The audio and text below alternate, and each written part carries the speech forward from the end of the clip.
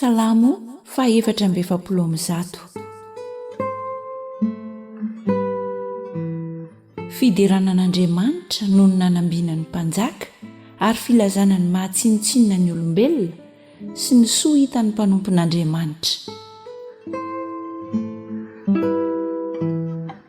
Isaorana ny Jehovah vatolampiko izay mampianatra ny tanako amely sy ny ratsan-tanako hiady, izay mpiantra sy batery fiarovana ho aho sady fiarovana avo sy mpanafaka ary ampingako sy fialofako, izay mahafolaka ny vahoakako ano aho.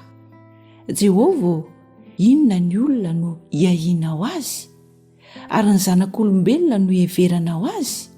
Ny olona dia tahaka ny zavapoana, ny androny dia tahaka ny aloka mielina. Jehovah, ahondreo ny lanitra aoka midina, tendreo ny tendrombohitra dia hidonaka ireny. Ampitselatselaro ny elatra ka ampielezo ireo. Alefao ny zana-tsipikanao ka ampifanary-tao ireo. Ainjiro avy any ambony ny tananao, afao aho ka vonjeo amin'ny ranobe, dia amin'ny tanany hafa firenena izay miteny zavapoana amin'ny vavany, ary ny tanany ankavanana dia tanana ankavanana mamitaka. Andriamanitra, hira firam-baovao anao aho, amin'ny valitoro 10 no ankalazako anao, izay manome famonjena ho an'ireo mpanjaka sady mamonjy an'i Davida mpanompony tsy ho voan'ny sabatra mandratra.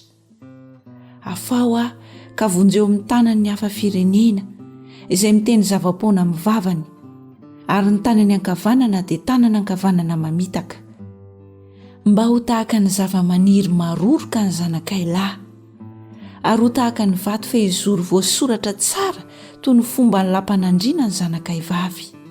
Ho feno ny trano fitehirizanay ka hisy vokatra betsaka samy hafa karazana. Hiteraka arivo sy alinalina ny ondrinay any an-tsahanay.